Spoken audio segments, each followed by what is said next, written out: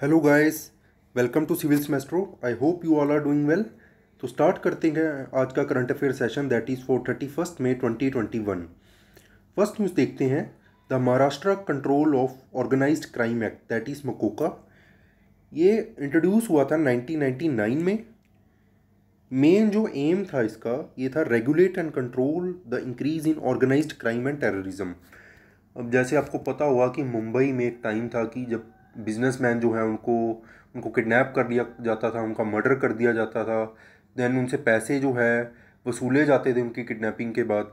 तो ऐसे जो ऑर्गेनाइज्ड क्राइम्स हैं इनको रोकने के लिए जो है ये एक्ट लेकर आया गया था 1999 में। देन ये एक्ट जो है इसको इसको एक्सटेंड किया गया न्यू दिल्ली में भी। इन कब कौन से ईयर में 2002 में ministry of home affairs government of India extended the provisions of MCOCA to the national capital territory of Delhi. और आपको यहाँ पे ये भी याद रखना कि जो मुंबई है उसको हमारी इकोनॉमिक कैपिटल बोला जाता है या फाइनेंशियल कैपिटल बोला जाता है। देन एक सिमिलर एक्ट है Gujarat control of terrorism and organised crime act. इसमें एक टेररिस्ट एक्ट जो है उसको डिफाइन किया गया है। An act committed with an intention to disturb law and order और threaten the unity integrity and security of the state. What it means कि अगर लॉ एंड ऑर्डर में कुछ डिस्टर्बेंस होती है, यूनिटी इंटेग्रिटी या सिक्योरिटी जो है स्टेट की उसको कोई खतरा होता है, तो उस टाइम पे ये जो एक्ट है ये इन्वोक किया जाएगा। इसमें इकोनॉमिक ऑफेंसेस भी इंक्लूड हैं like Ponzi scheme, multi level marketing schemes and organised betting. Then इसमें extortion, land grabbing, contract killing, cyber crime and human trafficking, ये सारी चीज़ें भी इंक्लूड हैं। अब पढ़ते हैं हम कि ये जो गुजरात का ये जो एक्ट है ये डिफरेंट कैसे है Maharashtra control of organised crime act से। दो सिग्निफिकेंट डिफरेंसेस हैं इसमें। First, the checks on interception of communication that are part in the Maharashtra law और missing in the Gujarat law. कि जो महाराष्ट्र की जो लॉ है इसमें इंटरसेप्शन जो है वो क्लियरली डिफाइन है कि कौन इंटरसेप्ट कर सकता है, कितने दिन तक जो है उसको इंटरसेप्ट कर सकते हैं। देन उसमें क्या क्या प्रोविजंस है वो सारी वेल डिफाइंड है। बट जो गुजरात का जो एक्ट है उसमें ऐसा कुछ भी डिफाइंड नहीं है। Then definition of terrorist act in Gujarat also covers intention to disturb public order. अब यहाँ पे जो टेररिस्ट एक्ट है गुजरात का जो एक्ट है उसमें टेररिस्ट की जो डेफिनेशन है टेररिस्ट एक्ट की वो डिफाइन है, जिसमें इंटेंशन टू डिस्टर्ब कि जो स्टेट है उसका अगर पब्लिक ऑर्डर या कानून व्यवस्था में कोई दिक्कत आती है किसी वजह से, उसको भी टेररिस्ट एक्ट के अंडर कंसीडर किया जा सकता है। सेकंड देखते हैं national artificial intelligence portal. Artificial intelligence क्या होती है पहले इसको पढ़ लेते हैं हम थोड़ा सा। Artificial intelligence refers to the ability of machines to perform cognitive tasks like thinking, perceiving, learning and problem solving and decision making। मतलब कि थिंकिंग हो गया, ठीक है, लर्निंग हो गया, प्रॉब्लम सॉल्विंग हो गया या डिसीजन मेकिंग, ये सारे किसके एग्जांपल है आर्टिफिशियल इंटेलिजेंस के। इसका बेस्ट जो आपको एक एग्जांपल देता हूँ मैं कि जो ड्राइवरलेस कार्स हैं अब वो खुद ही डिटेक्ट कर सकती हैं कि आगे क्या हाइंड्रेंस है, किस हिसाब से उनको टर्न करना है, कहाँ रुकना है, कैसे स्पीड डिसाइड करनी है। तो ये एक एग्जांपल है आर्टिफिशियल इंटेलिजेंस का। इसको सिंपल अगर लैंग्वेज में बात करें तो उसको बोला गया है technology that could mimic human intelligence, कि ऐसी टेक्नोलॉजी जो ह्यूमन इंटेलिजेंस जो है उसको मिमिक कर सकती है, मतलब कॉपी कर सकती है। ये पोर्टल जो है नेशनल आर्टिफिशियल इंटेलिजेंस पोर्टल, इसको लॉन्च किया गया था 2020 में। ये पोर्टल जो है जॉइंटली डेवलप किया है ministry of electronics and IT industry. Then national e governance division जो है ministry of electronics, IT and NASSCOM ने इस पोर्टल को जॉइंटली जो है रन करेंगे। देन ये पोर्टल जो है एक सिंगल डिजिटल प्लेटफॉर्म होगा आर्टिफिशियल इंटेलिजेंस से रिलेटेड डेवलपमेंट्स के लिए। उससे रिलेटेड जो सोर्सेज हैं, रिसोर्सेज हैं, आर्टिकल्स हैं, स्टार्टअप्स हैं या कोई फंड है या कोई भी ऐसे रिसोर्सेज हैं या एजुकेशनल इंस्टीट्यूशन है रिलेटेड आर्टिफिशियल इंटेलिजेंस से, उन सब की जो डिटेल है वो उस आपको पोर्टल पे मिल जाएगी। Then the portal will also share documents, case studies, research reports etcetera. तो ये सारी रिपोर्ट्स भी आपको इस पोर्टल पे मिल जाएंगी। देन इसमें एक और सेक्शन है जहाँ पे जो है learning and new jobs related to artificial intelligence की जितनी भी न्यू जॉब्स हैं आर्टिफिशियल इंटेलिजेंस से रिलेटेड वो भी आप यहाँ पे देख सकते हो। देन इसके अंडर एक एक इनिशिएटिव है responsible artificial intelligence for youth. ये क्या करेगा, ये एम्पावर करेगा यूथ को कि वो खुद को रेडी कर लें आर्टिफिशियल इंटेलिजेंस के हिसाब से, और जो स्किल गैप है उनके स्किल में गैप आर्टिफिशियल इंटेलिजेंस से रिलेटेड उसको फुलफिल करने में ये हेल्प करेगा।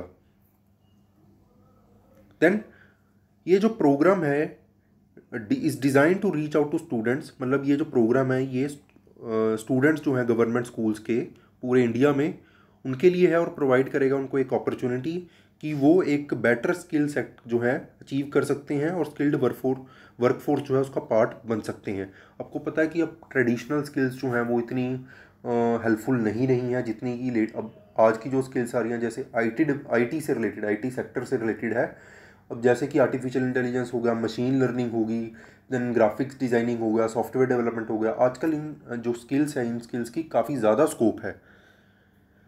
देन ये जो प्रोग्राम है ये ओपन है to the students of class 8 to 12, 8th class से लेकर 12th क्लास के स्टूडेंट्स के लिए है, जो कि सेंट्रल एंड स्टेट गवर्नमेंट जो स्कूल्स हैं उन स्टूडेंट्स के लिए है। मतलब प्राइवेट स्कूल इसमें शायद ना हो, इसमें कौन से स्कूल हैं जो सेंट्रल या स्टेट गवर्नमेंट चला रही है, जैसे कि केंद्रीय विद्यालय हो गए, नवोदया जो स्कूल हैं वो हो गए, वो सारे इसमें कवर होंगे।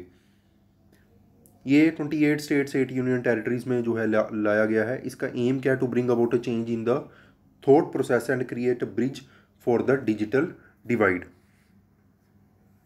कि ये जो है जो डिजिटल डिवाइड जो हमें देखने को मिलता है ड्यू टू इकोनॉमिक डिस्पैरिटीज़, वो उसको कम करने में काफ़ी हेल्पफुल रहेगा ये।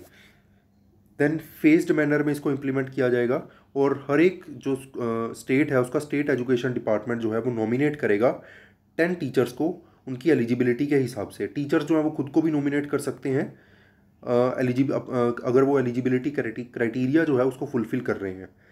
Then these teachers will provide orientation session aimed to help them understand the premise and identify 25 to 50 potential students for the program। मतलब टीचर जो हैं वो ओरिएंटेशन सेशन जो है प्रोवाइड करेंगे, और स्टूडेंट्स की पोटेंशियल को वो जो है यहाँ पे डिस्कवर करेंगे। अराउंड 25 to 50 स्टूडेंट्स जो हैं उनको ऐसे सर्च कर रहे हैं कि जो आर्टिफिशियल इंटेलिजेंस में मास्टर्स जो है उसको कर सकें, उसको मास्टर्स कर सकें। देन आइडेंटिफाइड जो होंगे जो स्टूडेंट्स यहाँ से मिलेंगे वो ऑनलाइन ट्रेनिंग सेशन जो है आर्टिफिशियल इंटेलिजेंस से रिलेटेड उसको अटेंड करेंगे, और वहाँ से उनको पता लगेगा, समझ आ पाएगा कि social impact ideas projects that में क्रिएट यूजिंग आर्टिफिशियल इंटेलिजेंस, कि कैसे जो है एक ऐसे प्रोजेक्ट या सोशल इम्पैक्ट या कोई भी ऐसा आइडिया है उसको कैसे एक वर्केबल उसमें लाया जा सकता है थ्रू आर्टिफिशियल इंटेलिजेंस। नेक्स्ट देखते हैं Yuva programme. The ministry of education today launched Yuva programme that is a scheme for mentoring young authors, कि जो भी यंग ऑथर्स हैं इंडिया में उनको यहाँ पे मेंटरशिप प्रोवाइड की जाएगी। It is an author mentorship programme to train young and budding authors below 30 years. तो इसमें जो है ऑथर्स जो 30 ईयर्स ऑफ एज के नीचे हैं उनको आइडेंटिफाई किया जाएगा। Then the launch of YUVA that is young upcoming and versatile author is in tune with PM's vision to encourage young writers to write about freedom struggle.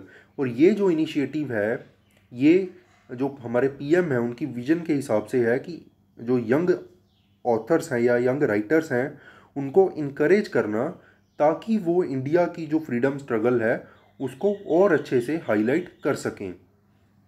Then YUVA is a part of India at 75 project to bring to the fore perspective of young generation of writers. अब देखो ये जो initiative है project 75, ये एक multi stake holder initiative है जहाँ पे इंडिया को डेवलपमेंट की तरफ लेकर जाएगा जिसमें, और जब 5 ईयर्स जो है इंडिया अपने कंप्लीट कर लेगा इंडिपेंडेंस में, तब तक जो है इंडिया को एक जो है एक डेवलपमेंट एक्टिविटीज़ जो हैं उसको और तेज़ करना है इंडिया में इस इनिशिएटिव के under. Then YUVA is a part of India at 75 Azadi ka Amrit Mahotsav to bring the fourth perspective of young generation of the writers on themes.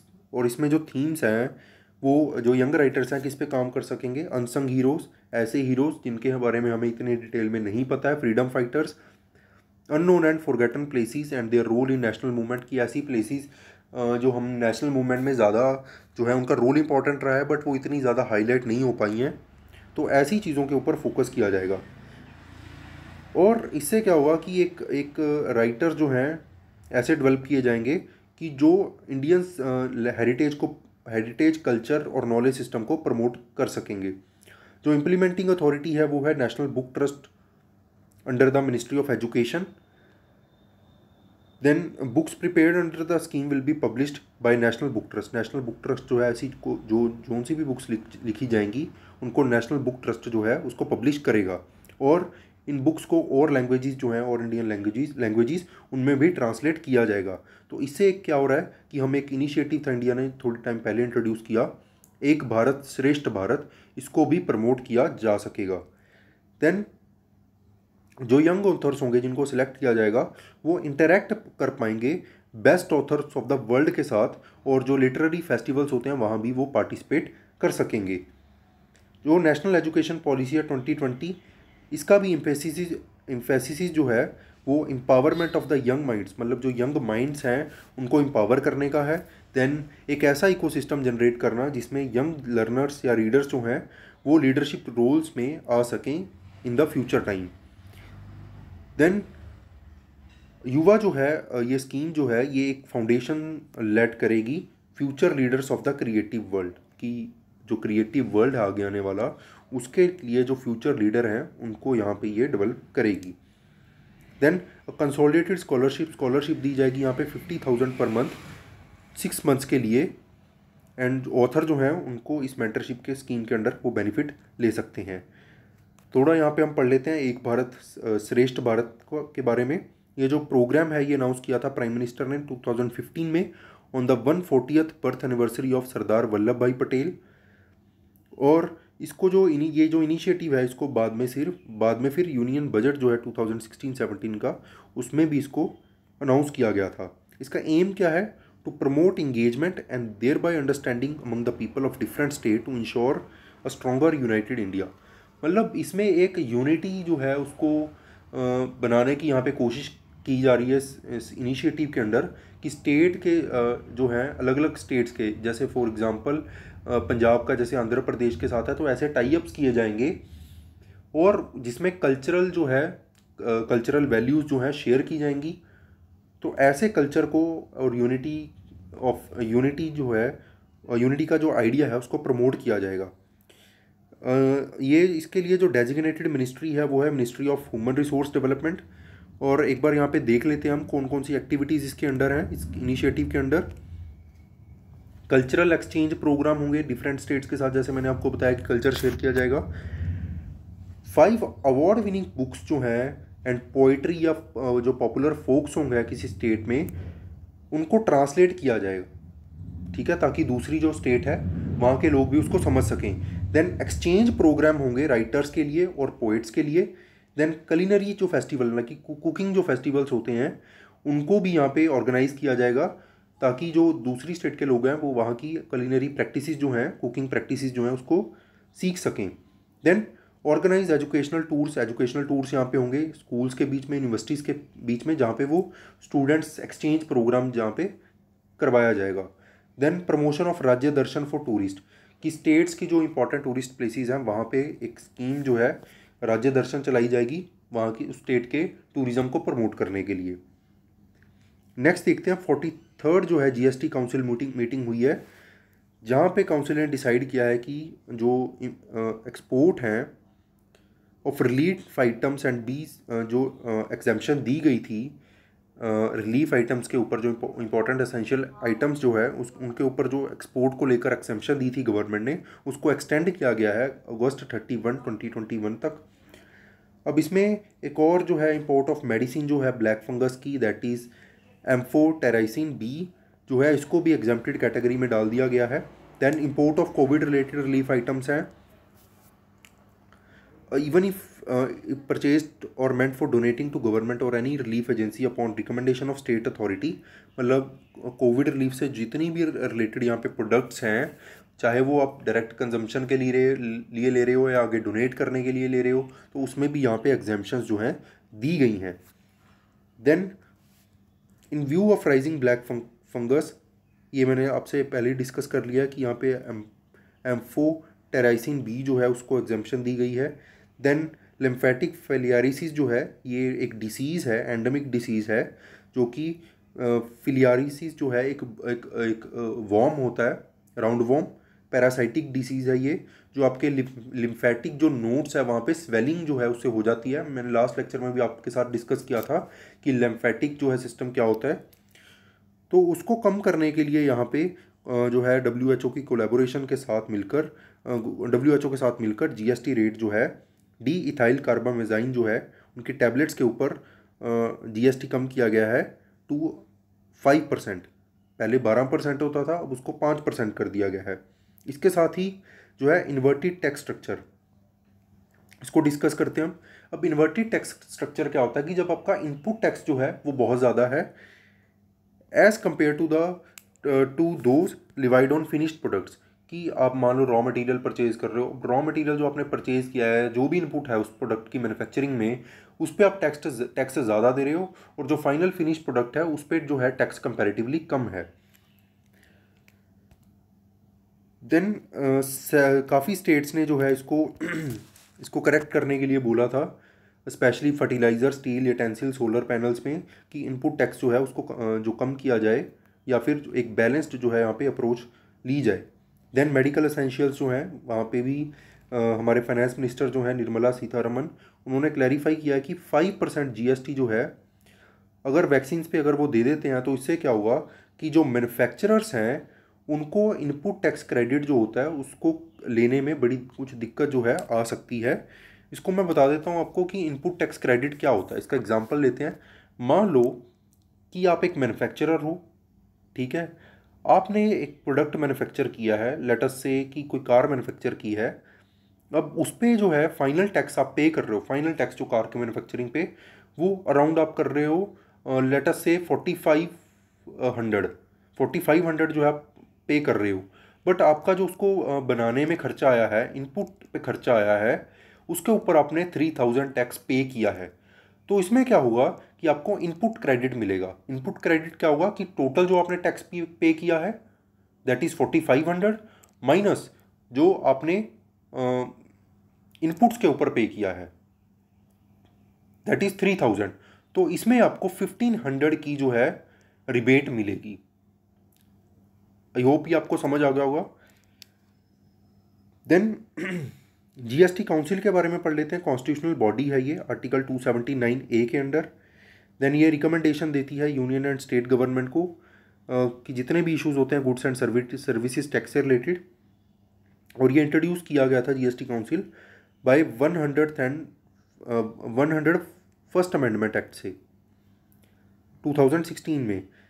जो GST काउंसिल है उसकी चेयरमैन होता है union finance minister, and other members are the union state ministers of revenue और finance and ministers in charge of finance और taxation of all states. की जो finance या जो टैक्सेशन मिनिस्टर होगा स्टेट्स का, वो भी इस GST काउंसिल का पार्ट होंगे। Then every decision of GST shall be taken at a meeting by a majority of not less than 3/4। याद रखना इंपॉर्टेंट है, प्रीलिम्स में डायरेक्ट क्वेश्चन पूछ सकते हैं आपको कि जो मेजोरिटी है इसमें वो 3/4 रहेगी, कि 3/4 मेंबर जो हैं जब उस पर वोट करेंगे तभी उसको एक्सेप्ट किया जाएगा। अब इसमें क्या होगा कि जो सेंट्रल गवर्नमेंट है उसका वोट शेयर है 1/3 of the total vote. Central government का कितना है 1/3, और स्टेट गवर्नमेंट का जो है वो 2/3 है टोटल वोट का। मतलब 2/3 जो शेयर है वो स्टेट गवर्नमेंट के पास है, 1/3 जो वोटिंग शेयर है वो सेंट्रल गवर्नमेंट के पास है किसी भी एजेंडा को अप्रूव करने के लिए। ये की डिसीजन मेकिंग बॉडी है जो इंपॉर्टेंट डिसीजन लेती है GST के रिगार्डिंग, मैंने आपको पहले ही बता दिया है। देन टैक्स क्या होना चाहिए, टैक्स रेट कौन डिसाइड करेगा, मतलब कितना होगा। देन टैक्स एग्जेम्पशन किसको देना है, टैक्स से रिलेटेड जो भी लॉज हैं, डेडलाइंस हैं, वो सारी ऐसी चीज़ें जो है वो GST काउंसिल डिसाइड करेगी। नेक्स्ट देखते हैं national company law appellate tribunal. अब ये आज के जो है न्यूज़ में था, इम्पॉर्टेंट एक टॉपिक है ये, डायरेक्टली प्रीलिम्स में या मेंस में भी आपको क्वेश्चन पूछा जा सकता है। अब यहाँ पे जो चेन्नई बेंच है जो NCLAT का, उन्होंने यहाँ पे बोला है कि जब एक रेजोल्यूशन प्लान जो है फाइनल हो जाता है किसी भी डेट लेडन कंपनी का, जब रेजोल्यूशन प्लान, मान लो एक कंपनी जो है वो काफ़ी डेट में है जब, और उसका जो है रेजोल्यूशन प्लान की कैसे जो है इसको रिजॉल्व किया जाएगा, जब वो फाइनल हो जाएगा, तब गवर्नमेंट बॉडीज़ हों चाहे और कोई बॉडी हो, वो उसको रिवाइज नहीं कर सकती हैं। मान लो रेजोल्यूशन प्लान के अंडर डिसाइड कर दिया कि इतना कंपनसेशन जो है वो मिलेगा लेंडर्स को, तो उसमें जो है गवर्नमेंट एजेंसीज भी उसको फिर रिवर्स या रिवाइज नहीं कर पाएंगी। अब as per rules of insolvency and bankruptcy code, EPFO जो एम्प्लॉयमेंट फंड होता है, dues are a part of workman salaries. ये जो पार्ट होता है ये जो वर्कर्स होते हैं उनकी सैलरी का पार्ट होता है, which are accorded the highest priority, जिसमें हाईएस्ट प्रायोरिटी जो है दी जाती है कि जो उनका सैलरी है, जो वेतन है उनका, उनको दिया जाए वर्कर्स का। देन ये जो है डिसाइड किया जाता है जो कॉर्पोरेट इंसॉल्वेंसी रेजोल्यूशन प्रोसेस के अकॉर्डिंग। अब once a resolution plan is duly approved, जब एडजुडिकेटिंग अथॉरिटी है, जैसे नेशनल कंपनी लॉ ट्राइब्यूनल है जो हमने लास्ट लेक्चर में डिस्कस किया था, जब उसने कोई प्लान फाइनलाइज कर दिया है तो वो प्लान जो है उसको फ्रोजन माना जाएगा और बाइंडिंग माना जाएगा, और किसी भी तरह की उसमें जो है अमेंडमेंट अलाउड नहीं है। ये ऐसा अभी जो है national company law appellate tribunal Chennai का जो बेंच है उसने अभी ये डिसीजन दिया है।